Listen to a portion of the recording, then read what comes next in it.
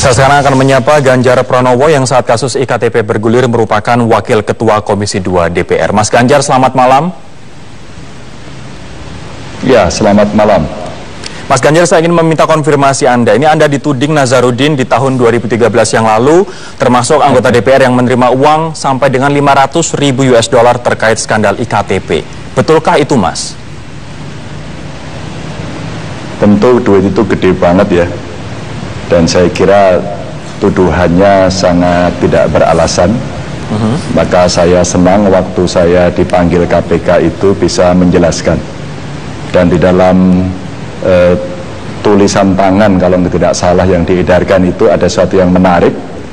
Karena dituliskan saya pimpinan komisi, Arief Wibowo pimpinan komisi, lalu ada Pak Khairuman pimpinan komisi.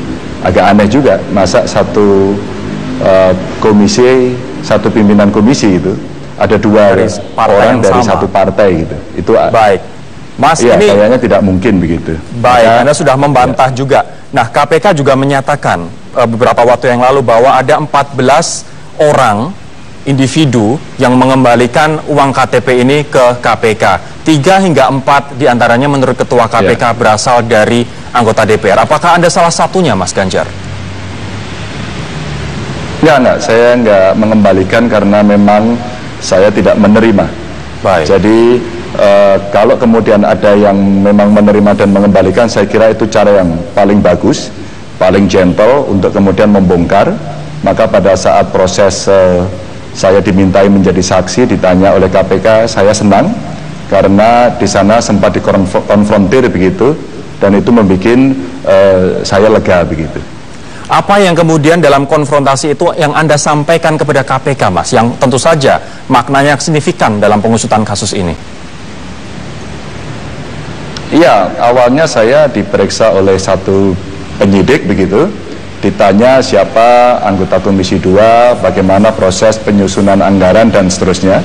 Lalu kemudian ada petugas lagi satu masuk gitu, lalu kemudian dia berdialog dengan saya dan menanyakan apakah saudara saksi ini sudah ditanya soal menerima uang atau tidak. Lalu saya tanya, dia menjawab belum gitu. Ya sudah, langsung ditanya aja sekarang. Terus saya ditanyain apakah Pak Ganjar menerima uang. Oh tidak, saya berikan secara clear. Dan ketika kemudian ditanya, katanya Pak Ganjar mau buka-bukaan. Oke, kalau memang kita mau cerita, Anda silakan tanya kepada saya, apa yang bisa saya bantu akan saya bantu. Maka pada saat dia menanyakan bagaimana proses penyusunan anggaran, terus kemudian dia menanyakan anggota, siapa yang ikut hadir dalam rapat-rapat itu, seluruh dokumen hasil rapat kebetulan filenya masih ada di saya, jadi saya berikan semuanya. Itu bentuk dukungan saya kepada teman-teman di KPK yang melakukan itu. Dan kemudian Pak Ganjar siap dikonfrontasi nggak? Oh sangat siap begitu. Kemudian dihadirkan seseorang hadir di situ, kemudian dia ditanya apakah saudara memberikan uang pada Pak Ganjar gitu, dan dia menjawab tidak. Lalu saya kejar, Mbok, saya diingetin barangkali saya pernah menerima, tempatnya di mana. Akhirnya saya bisa mengklarifikasi soal itu, dan akhirnya enggak, saya nggak pernah kasih Pak Ganjar begitu. Kenapa Pak Ganjar nggak dikasih? Ya Pak Ganjar takut galak katanya kalau soal-soal begini begitu. Jadi saya akan lega dengan pertanyaan itu sehingga bisa saya klarifikasi. Saya akan ke Mbak Yeni sekarang. Mbak Yeni, ini kemudian peran Komisi 2 dalam proyek iktp ini sesentral apa sih? Ini kan awalnya begini, tahun 2008-2009 kan eksekutif mengusulkan setelah dilakukan uji coba, dan kemudian dilempar ke Komisi 2. Ini kaitannya dengan Kementerian Dalam Negeri sebagai pengusul untuk program dan proyek. Nah, seberapa signifikan saya menilai bahwa ini cukup signifikan untuk menyetujui dan untuk membahas dan menyetujui proyek ektp ini. Termasuk menyetujui siapa saja pemenang tendernya? Oh, bukan. Kalau pemenang tendernya itu sudah di wilayah eksekutif. Karena apa? Karena di DPR itu hanya sebagai penyetuju dan pembahas dan penyetuju.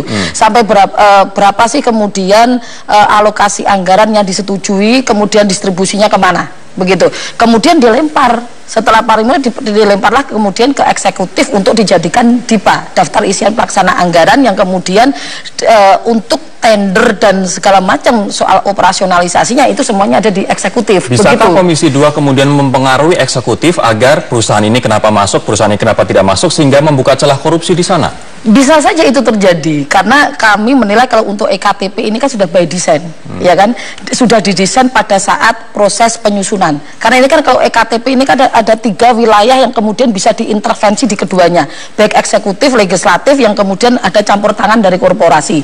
Itu di perencanaan.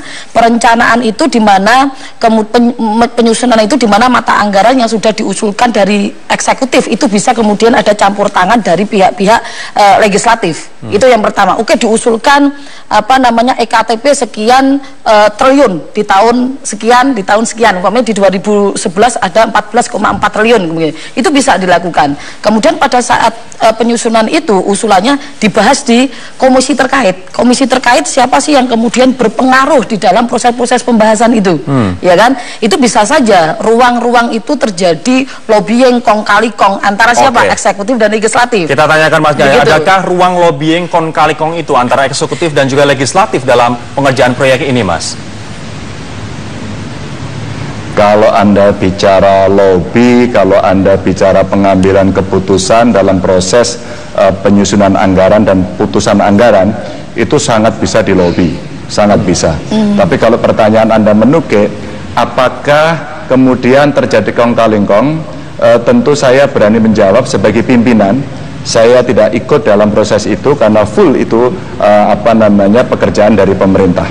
Karena kalau itu sudah dikerjakan oleh pemerintah dan pemerintah mengatakan tendernya seperti ini, prosesnya seperti ini, paling banter kalau politik itu menekan. Sejauh mana kemudian eksekutif bisa menahan dari tekanan itu sehingga dia menerima atau kemudian menolak. Dan itu saya kira tidak terlalu sulit. Sekali lagi, tidak terlalu sulit untuk melakukan tracking pada saat proses pelelangan. Sehingga kalau kita Mbak Yeni tadi menyampaikan pakai analisis aktor, maka seluruh aktornya bisa ditrace satu persatu siapa yang intens. Kalau perlu dibuka file dari handphone yang berkomunikasi di antara kita semua pada era-era itu. Ambil aja di seluruh providernya, ada nggak komunikasi itu sehingga bisa disampaikan, ya. Baik, mungkin tidak pimpinan Komisi 2 tidak mengetahui, dan tadi Mas Ganjar mengatakan ini adalah domain eksekutif saja. Kalau persoalan bahwa secara makro paling tidak di ketua maupun pimpinan tahu, tetapi kalau sudah di ranah pelelangan, bisa saja ya, bisa saja tidak, begitu kan? Bisa saja ia tahu, tapi kemungkinan besar bukan mengarah pada pimpinan atau wakil, bisa saja ke anggota yang lainnya, bahwa PT ataupun CV yang ditunjuk di dalam mengimplementasikan program dan proyek itu bisa saja di salah satu anggota atau keterkaitan dengan anggota, bisa saja iya, bisa saja tidak, begitu. Tetapi kemudian kalau secara operasionalisasi jelas bahwa ini adalah ranah dari eksekutif sebagai kuasa pengguna anggaran, ya kan, yang bertanggung jawab. Makanya tadi yang saya sampaikan ada 3 ranah, ada perencanaan, ada pembahasan, ada pelaksanaan. Pelaksanaan ini adalah di ranah murni di eksekutif, tetapi bisa juga dilakukan intervensi oleh parlemen, gitu loh. Intervensi bisa sama parlemen, dan itu yang membuka celah untuk membuka celah. Makanya kan ini sama halnya dengan kasusnya Damayanti, begitu kan. Korporasi nanti PT CV-nya itu adalah PT CV relasi saya, tetapi saya kemudian membagi fee ini adalah untuk ke teman-teman DPR, tetapi paling tidak ini disetujui. Kan begitu. Nah, ini yang menjadi pertanyaan. Itu ruang untuk melakukan intervensi ke eksekutif. Nanti ini yang menjadi pertanyaan saya berikutnya. Betulkah Mas Ganjar, nantinya saya akan bertanya, ada mekanisme yang biasa terjadi bila pemerintah misalnya ada proyek atau perusahaan-perusahaan biar dapat jatah proyek begitu, mereka harus menyuap seluruh anggota DPR di komisi yang bersangkutan. Kami akan menjawabnya sesaat lagi. Tetaplah. Ya, Mas Ganjar, adakah mekanisme yang biasa terjadi begitu dalam pembahasan proyek bila pemerintah ingin membuat proyek ataupun perusahaan-perusahaan biar dapat jatah proyek begitu, kemudian mereka menyebar uang ke komisi-komisi yang berkaitan di DPR, Mas? Kalau kita bicara bagaimana korupsi itu berjalan, seluruh argumentasi baik yang Anda tanyakan maupun yang disampaikan oleh Mbak Yeni tadi, tidak ada yang tidak bisa. Semuanya bisa. Polanya itu biasanya umpama dia menyebar ke seluruh orang-orang penting yang mengambil keputusan, atau ke seluruh secara kolektif pengambilan keputusan. Kalau Anda sebut mungkin seluruh dewan lah, karena ini kan yang mau menjadi tertuduh kira-kira dewan ya. Itu bisa dengan cara itu, atau menekan dengan segala cara. Tapi itu 50%. 50% berikutnya itu bisa tidak terjadi ketika prosesnya itu cukup transparan, ketika prosesnya itu bisa berjalan dengan baik, ketika kemudian publik bisa mengetahui semuanya. Jadi kalau kita bicara segala mekanisme, kalau mau teorinya ikut campur, saya tidak bisa mengatakan tidak. Semuanya akan bisa diikuti. Semua sangat kasuistik dan kemudian bisa tergantung pada si pelaksananya. Ya, gimana? Kalau di Komisi 2, Mas Ganjar, berapa jatahnya dan siapa yang mengatur pembagiannya? Anda tahu tidak? Pertanyaan sudah agak menukik. Sayang saya tidak mau urusan soal ini pada saat melakukan proses itu. Dan itu persis sekali ketika pertanyaan-pertanyaan itu muncul oleh para penyidik, mulai dari proses dan siapa kira-kira yang membagi. Sehingga dalam proses saya menjadi saksi dulu, memang saya sempat ditanya beberapa tokoh, beberapa fotonya, apakah Pak Ganjar kenal ini? Tidak. Apakah Pak Ganjar pernah ikut pertemuan-pertemuan di tempat-tempat ini? Saya katakan tidak, begitu. Jadi nggak tahu, ada dua saja. Mungkin memang saya tidak mengikuti secara detail tadi yang disampaikan, atau yang kedua ya mungkin saya ketinggalan kereta sehingga tidak tahu, gitu aja. Nah, biar kita juga sama-sama tahu, kita simak bersama-sama Pak Ganjar dan Mbak Yeni pernyataan dari Nazarudin di 3 waktu yang berbeda. Ada Novanto ya Pak? Ya, ada beberapa mantan ketua Komisi 2, terus beberapa teman termasuk Mas Anas. Saya ikut juga di situ, semuanya sudah diserahkan laporannya kepada KPK. Yang mengendalikan full proyek IKTP adalah namanya Novanto sama Mas Anas. Siapa pelaksananya? Ada saya, ada Andi Saptinus. Terus siapa aja yang terlibat di Komisi DPR, pimpinan Komisi 2. Nah, nama-namanya tanya sama penyidik KPK nanti biar lebih jelas. Terus di Depdagrinya siapa? Ada Mendagrinya. Proyek ini juga diatur oleh seorang Anas Urbaningrum, ada saya, ada Novanto. Yang Novanto ini bukan hanya IKTP. Apalagi Bang? Ini banyak mengurusin proyek. Orang ini namanya tidak ada di mana-mana. Tapi kalau soal bagi-bagi duit, uang-uang APBN, dia yang selalu mengatur di mana-mana. Di 3 peristiwa yang berbeda, Nazarudin menyebut Setia Novanto dan Anas Urbaningrum sebagai, dalam tanda kutip ya, pemain utamanya ataupun operator. Betul tidak Mas Ganjar, sepengetahuan Anda? Saya tidak tahu ya, karena begini, yang pertama memang saya belum pernah di Badan Anggaran. Terus yang kedua, apa yang disampaikan Pak Nazarudin mungkin bisa jadi itu permainan di level tinggi, di tingkat para pengambil keputusan yang dia sebut. Ya, sebut sajalah, mungkin saat itu orang-orang yang paling berpengaruh ikut menentukan. Tapi kalau kita melihat proses itu, saya nggak tahu sama sekali pada soal itu. Maka pada saat dia menyampaikan terkejut, pada saat nama saya disebut, saya lebih terkejut lagi. Maka saya pikir kemarin saya akan dikonfrontasi dengan Nazarudin, ternyata tidak, dengan orang lain. Sehingga apa yang tadi disampaikan jauh berbeda. Dan ketika dulu disebut nama-nama dengan sangat terbatas pada era itu ya, sekarang pada saat diperiksa kan enggak, namanya kan banyak sekarang, katanya mengembalikan uang banyak. Maka kalau kita melihat sepertinya korelasinya tidak terlalu kuat, atau pengetahuan saat itu tidak terlalu banyak oleh Nazarudin, begitu. Mungkin saat itu juga suasana emosional, kebatinan, kebatinan Nazarudinnya masih sangat marah kan pada saat itu, karena lagi bercerai dengan Mas Anas, begitu, lagi ada konflik yang cukup dalam di dalam internal Demokrat. Maka bisa saja orang menyampaikan seperti itu, gitu. Kalau Mbak Yeni sendiri melihat siapa yang paling bertanggung jawab dari proyek ini, baik dari eksekutif maupun dari legislatif? Mungkin bisa saya paparkan begini, selain kemudian Komisi 2 yang membahas dengan kementerian terkait, tetapi kemudian Komisi 2 tidak semerta-merta kemudian selesai di tingkatan Komisi 2, tetapi kemudian dilempar ke Banggar, ya kan, sebagai otoritas tertinggi untuk menyetujui semua perencanaan di tingkat komisi dengan kementerian terkait. Makanya kemudian muncul kan nama-nama dari Banggar begitu. Kemudian setelah dari Banggar kemudian dilempar ke paripurna. Apakah kemudian disetujui dalam hal ini adalah yang tertinggi adalah ketua dan wakil ketua kan gitu. Ya siapa yang bertanggung jawab dalam hal ini adalah keduanya.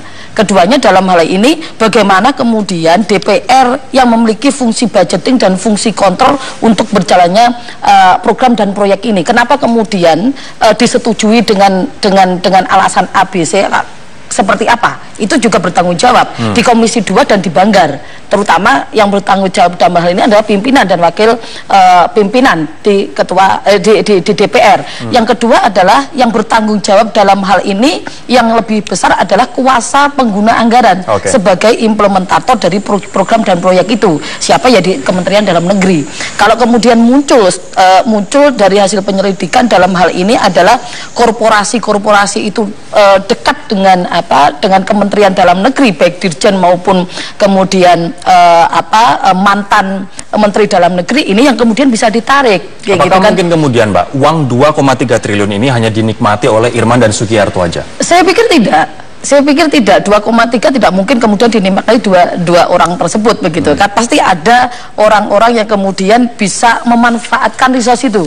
Dan itu yang kemudian ditarik dari korporasi yang terkena dampaknya. Siapa saja kemudian orang yang diberi fee atau disuap oleh teman-teman korporat itu. KPK sempat menyatakan di dakwaan nanti akan ada 14 nama. Baik itu dari eksekutif maupun dari legislatif yang akan dimunculkan dalam dakwaan. Kita tunggu saja. Kami akan kembali. Ustaz, adakah anggota Komisi 2 yang tidak tahu apa-apa, tidak terlibat dalam pembahasan, tapi kemudian menerima uang pasif saja dan kemudian ya dikarenakan ini rezeki, dikantongi saja begitu? Tentu agak sulit menjelaskan. Yang pertama karena saya tidak tahu dan saya menyampaikan pada teman-teman sejak dari awal apakah kita ini tidak berangkat dari pengalaman-pengalaman masa lalu. Bukan sok baik, sok suci, enggak sih. Tapi saya sudah mengingatkan kepada teman-teman jangan menyentuh persoalan-persoalan ini. Ada persoalan yang dulu pernah diceritakan, kalau ada mengambil keputusan mesti ada uangnya. Nah sekarang ada lagi, jangan mengambil. Tapi kalau kemudian ada orang yang kemudian dikasih, katakan kemudian menerima, tentu itu setiap individu akan bisa tahu masing-masing tanpa orang lain harus tahu.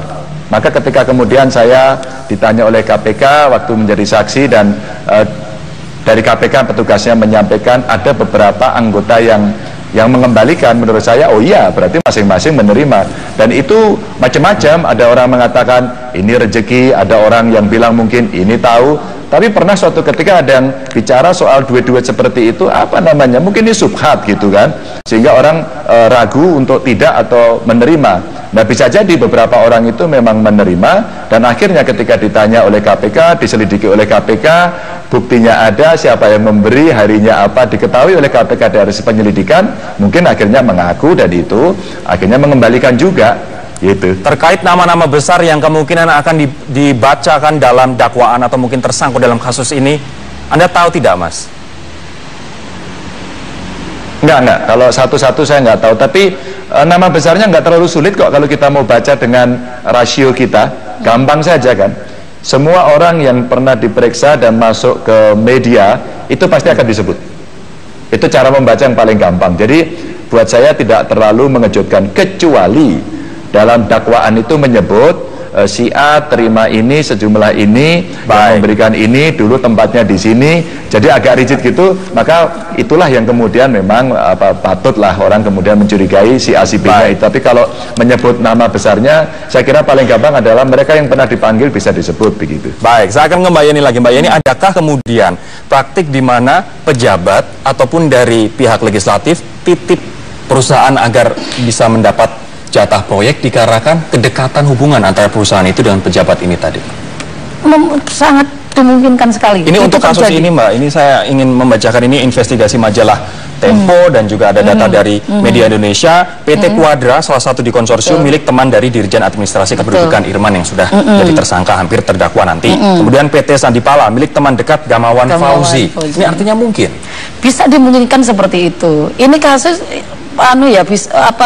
sudah menjadi rahasia umum, bukan hanya kasus di EKTP, kasus Damayanti kan juga begitu, karena relasi yang cukup dekat dengan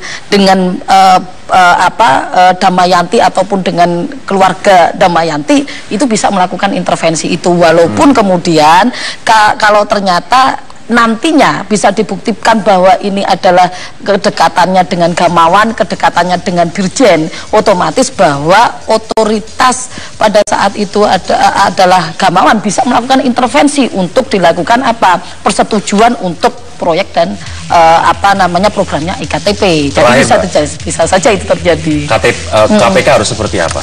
Kalau KPK saya pikir ini tadi bukan pada ranah implementasinya saja yang kemudian dilakukan investigasi lebih lanjut, tetapi di dalam proses penyusunan dan pembahasan, karena saya pikir bahwa EKTP ini kan adalah korupsi by design begitu. Saya pikir KPK juga paling tidak melakukan kontrol lagi dalam 2 tahun atau 3 tahun berikutnya mengenai persoalan EKTP, karena ini kan masih berjalan begitu program dan proyeknya, dan paling tidak takut juga kemudian mengungkapkan nama-nama besar, betul, nama besar walaupun itu berkaitan dengan elit-elit di partai politik. Kita tunggu saja nanti persidangan pertama hari Kamis minggu ini, siapa saja nanti yang disebut dan siapa saja nanti akan diciduk begitu oleh KPK selanjutnya. Terima kasih Mbak Yeni. Mas Ganjar, terima kasih atas waktunya live dari Semarang, dan demikianlah Prime Talk malam hari ini pemirsa.